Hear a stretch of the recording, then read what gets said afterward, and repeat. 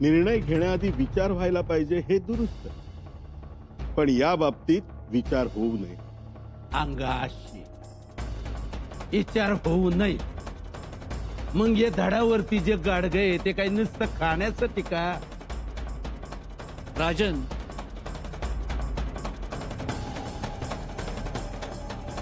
सोच पाहिजे प्रत्येक फैसला करताना. ऐकलं का? मला वाटतं अनाजी पंत एकदम रास्त बोलते. आम्हालाही ते रास्तच वाटतंय, कारण अकबर वाघ नाही, तसा आहे. वाघर न लावता सहज सापडेल. रावजी, तुम्हासनी शहजादा अकबर कसा वाटला? हो, भेदरलेला. जीव वाचवण्यासाठी बीळ बघतोय तू.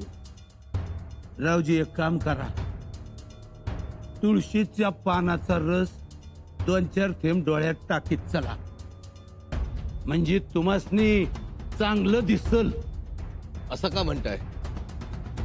तुम्हासनी शहजादा अकबर ससा दिसला म्हणजे तुमचं काळीच वाघाचं असलं पाहिजे. मी काय म्हणतो, ऐकलं का? आपण एवढ्या खोलात जाऊया नको.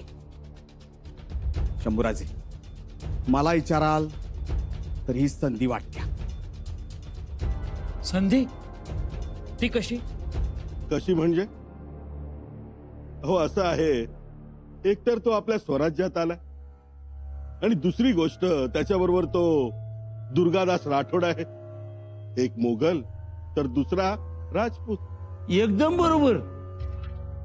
पण दोघं बी पाठीवर जळतं लाकूड घेऊन आले ती.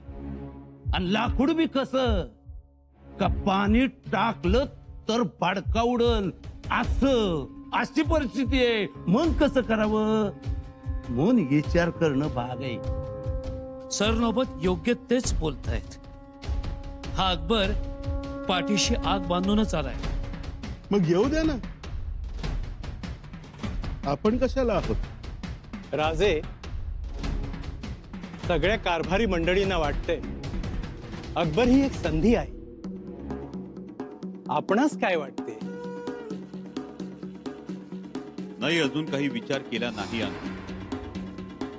पण स्वराज्यातले जुने जाणते कारभारी अकबराबद्दल आम्हाला सल्ला देण्यासाठी आले आहेत. तुम्हा सर्वांचा सल्ला ऐकायला आवडेल आम्हाला. बोला. राजे, मनात क्षणभर विचार आला, आज जर महाराज असते तर त्यांनी कोणता निर्णय घेतला असता? महाराज असते तर काय बोलायचं? तेही संधी हातून दवडतात का? महाराजांनी काय केलं असतं? काय केलं असतं? स्वराज्याच्या भल्यासाठी त्यांनी या संधीचा उपयोग करून घेतला असता. राजे, विचार करावा आपण. राजे, अनाजी पंतांच्या बोलण्याकडे नजरअंदाजी करू नये. नाही रावजी नाना, आम्ही अनाजी पंतांच्याच नाही तर इतर कोणाच्याही बोलण्याकडे नजरअंदाजी केलेली नाही. आताही तुम्हा सर्वांचा सल्ला मान्यच आहे आम्हाला. राजन, आनंद वाटला, तुम्ही माझा शब्द मानलात. आता एक महत्वाचा प्रश्न. अनुभव आणि ज्येष्ठत्व या बाबींचा विचार करता आमच्या आणि स्वराज्याच्या वतीनं अकबराशी बोलणी करण्यासाठी कारभाऱ्यांपैकी कोण जाणार?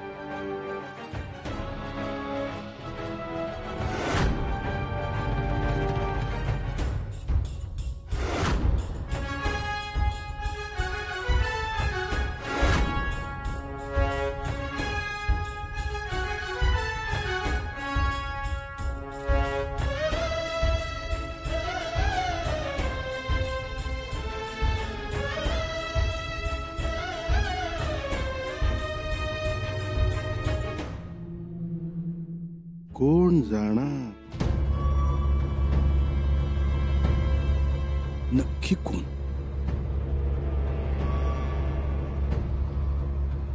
अनुभवी म्हणजे कोण जाणार? शंभूराजांनी एवढं सहज मान्य करावं म्हणजे साप मरेवर लाठी भी न टूटे. वाह राजन, कमाल.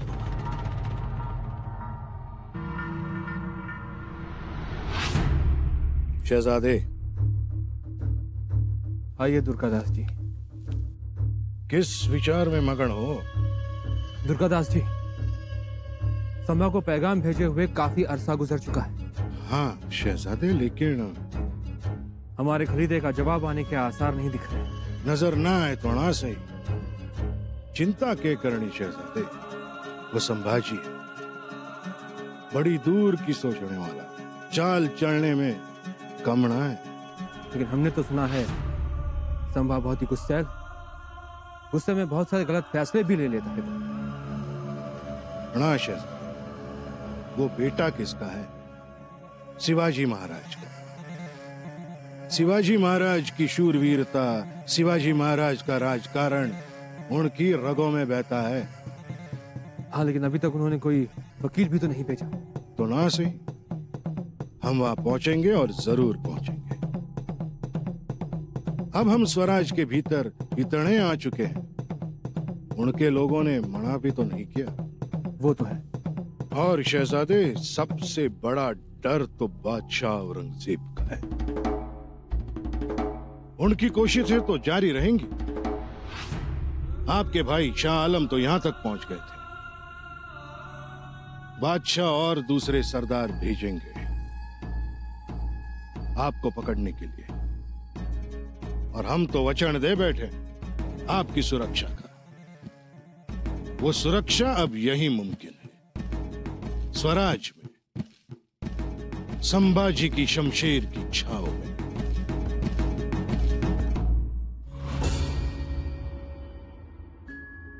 आबासाहेब, असा प्रसंग तुमच्या समोर उभा ठाकला असता तर तुम्ही काय केलं असतं? काय निर्णय घेतला असता? हा प्रसंग कशा रीतीने हाताळला असता? आबासाहेब, काय निर्णय घ्यावा आम्ही? राजे, एवढं कसलं गोत चाललंय आबासाहेबांच्या जिरेटोपा बरोबर? गुज नाही राणीसाहेब, अंतर्मुख होऊन बसलो. आम्हाला खात्री आहे की या पवित्र जिरेटोपाच्या सान्निध्यात आम्हाला योग्य तो विचार सुचेल.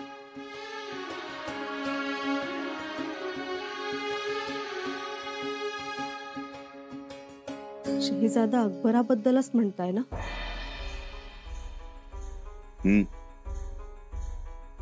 शहजादा अकबराच्या खलित्याला जबाब द्यावाच लागेल, पण काय जबाब द्यावा?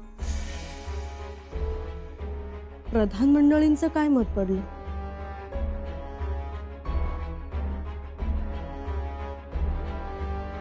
राणीसाहेब, प्रत्येकाचं मत वेगळं, प्रत्येकाचा होरा वेगळा. कुणाला संधी वाटते, कुणाला धोका वाटतो, तर कुणाला वाटतं की हे औरंगजेबाला डिवचल्यासारखं होतं. अनेक मतमतांतर आहेत. पण मग तुम्हाला काय वाटतं? आम्ही अजून कुठलाही निर्णय घेतलेला नाही. विचार करा हवं तर अजून, पण निर्णय तुमच्याच मनानं घ्यावा. राणीसाहेब, खरं तर आबासाहेबांच्या संमतीनं आम्ही उत्तर दिग्विजयाची जी स्वप्न पाहिली होती, त्यात औरंगजेबाच्या शहजाद्याला फितवून स्वराज्यात आणण्याची योजना होती. आम्ही प्रयत्नही केला त्या दृष्टीने. हो, तुम्हाला खूप त्रास झाला, खूप भोगले राजे तुम्ही. आणि जेव्हा आम्ही औरंगजेबाच्या शहजाद्याला स्वराज्यात आणण्यात अपयशी ठरलो, तेव्हा स्वतः आबासाहेबांनी शहजादा मोअज्जमला चुचकारलं होतं. तो निघालाही होता, पण भीत फसला. हो, आम्हाला त्याची पूर्ण कल्पना आहे. बघा ना राणीसाहेब, 2-3 वर्षांपूर्वी आम्ही मोगल शहजाद्याला स्वराज्यात आणण्यासाठी जंग पछाडत होतो, आणि आता तीच संधी स्वतःच्या पावलानं चालून आली आहे. राजे, योग्य तो निर्णय घेण्यास आपण सक्षम आहात. त्यासाठीच तर आम्ही इथे बसलो होतो. कारण आम्हाला कल्पना आहे आमचा हा एक निर्णय काळाची पुढची दिशा ठरवणारा असेल. काळाची दिशा ठरवणारा नाही राजे. यापुढे आपला प्रत्येक निर्णय हा काळाची दिशा बदलणारा असेल.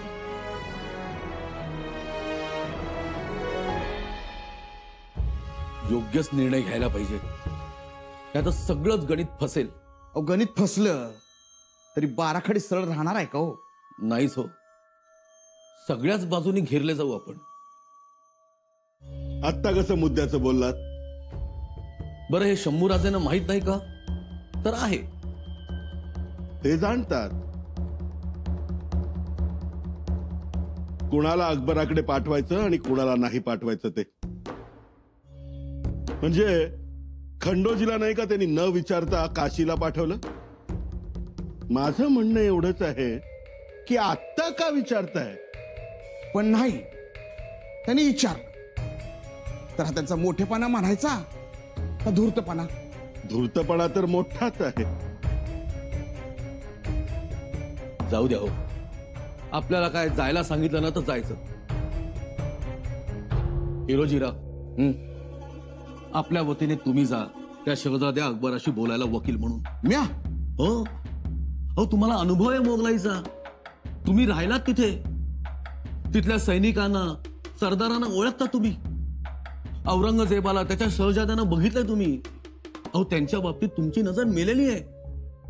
तुम्ही त्या शहजाद्या अकबराशी नीट बोलाल, ते प्रकरण नीट हाताळाल, तेव्हा तुम्हीच जा.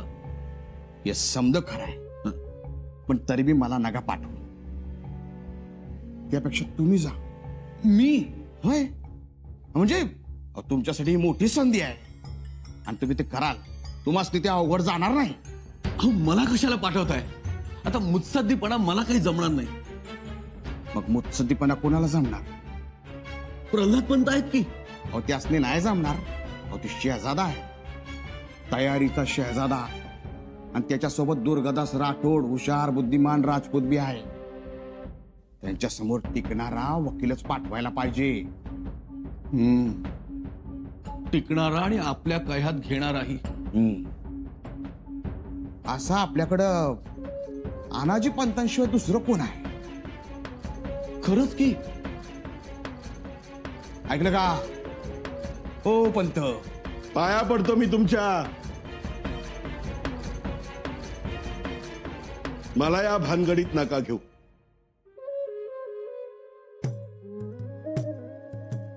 का? काय झालं? मला यात घेऊ नका.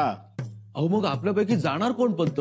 तुम्हाला मी स्वच्छ सांगतो, मी रायगड सोडून जाणार नाही. का? काय इथं? इथे कोणत्याही क्षणी जबाबदारीचं वाटप होईल, पद मिळतील, आणि नेमका मी समोर नाही तर सगळं अवघड होऊन बसेल. अहो, पद मिळणार असेल तर ते कुठे बी असलं तरी मिळणारच आहे की. राजकारणात हाजीर तो वजीर असं कोष्टक असतं. ते झालं, पण तुम्हाला सांगतो, त्यांनी न दाखवू देत, पण समर्थांच्या पत्राचा त्यांच्यावर परिणाम झालाय. कारभारी सुखी करून सोडा असं म्हणाले ते. म्हणजे कारभारी सुखी होती. ते झालं म्हणा, पण मग कशाला त्या अकबराला सलाम तस्लीम करायला जायचे? या रायगडाची गार हवा सोडून. ऐकलं का? गारवा सोडाल तर खऱ्या अर्थानं शंभूराजांनी मुत्सद्दीपणा दाखवाल. आणि पदाचं वाटप झालं तर ते आम्ही थोपवून धरतो.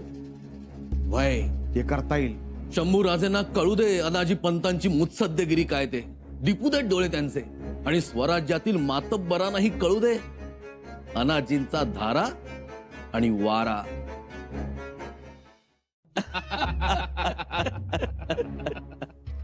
अण्णाची पंतांनी शेपूट घातलं बघा.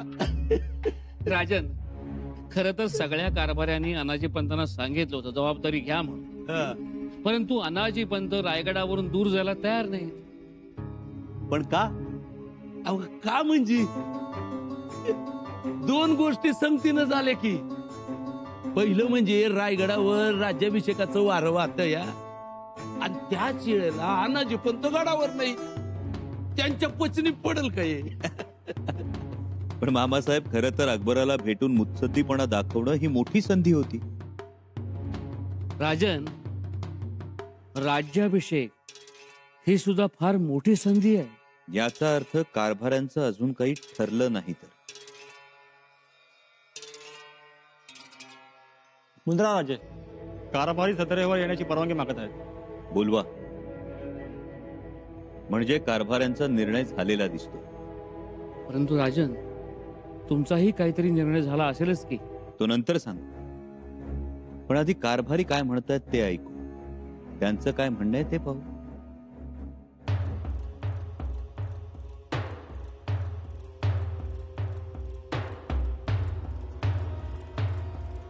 या या या.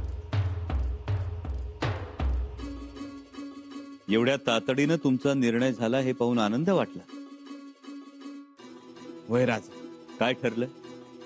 ठरलं असं की कारभारी मंडळीतून अकबराशी बोलाचाल करण्यासाठी अनाजी पंत तयार आहेत.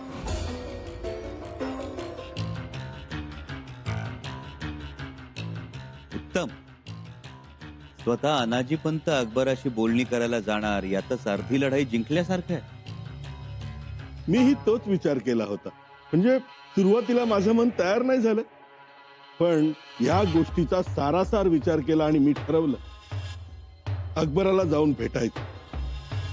नुसतं अकबराला भेटायचं नाही, तर येळ प्रसंगी धोबी पचाड बी द्यावा लागला तर त्याची तयारी पाहिजे. चरणोबत,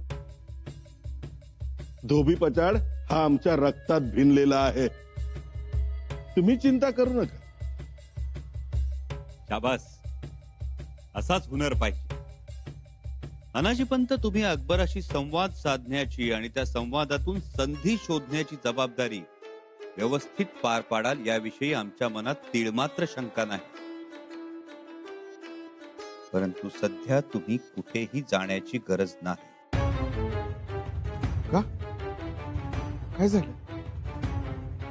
हिरोजी काका, शहजाद्याकडून आलेल्या पत्राला आणि पत्र पाठवणाऱ्या शहजाद्याला नीट जोखलं पाहिजे. जोखायला त्याला वजन राहिलंय कुठे? अहो, तुटलेल्या पतंगाला वजन असतं का? अनाजी पंत, पतंग खरंच तुटलाय की मुद्दाम तोडून पाठवलाय हे बघायला हवं. म्हणजे स्वराज्यात आश्रय मागणारा अकबर हा तोतया सुद्धा असू शकतो.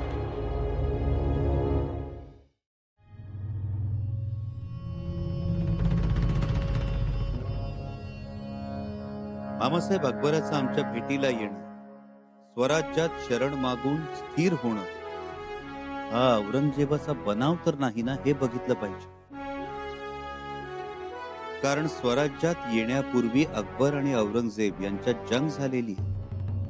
कदाचित खरा अकबर त्यात मारलाही गेला असेल, पण ती खबर गुप्त ठेवून तोतया अकबराला शरण मागण्यासाठी औरंगजेबानं पाठवलं नाही, हे कशावरून?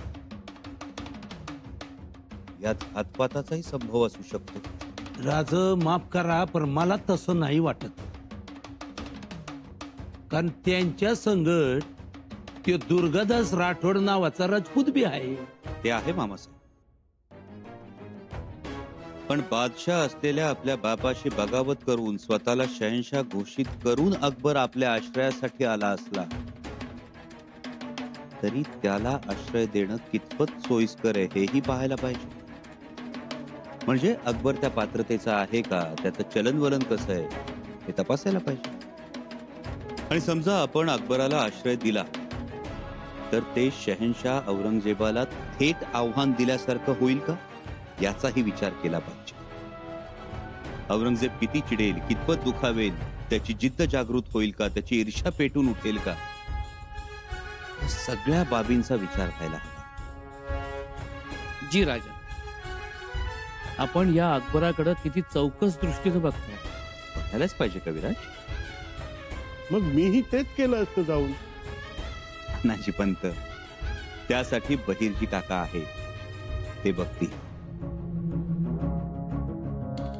मग आता शेवटाला तुमचं काय म्हणणं आहे? मामासाहेब, आम्हाला वाटतं की आधी राज्याभिषेक सुरळीत पार पडू द्यावा. तोपर्यंत बाकी सगळ्या गोष्टींचा मागोवा घेऊ, अकबराला नीट जोखू आणि मग निर्णय घेऊ. कारण हत्ती पाळायचा असेल तर त्याच्या गंडस्थळाचा अभ्यास व्हायला पाहिजे. याही बाबतीत तेच सोयीचं आणि स्वराज्याच्या फायद्याचं.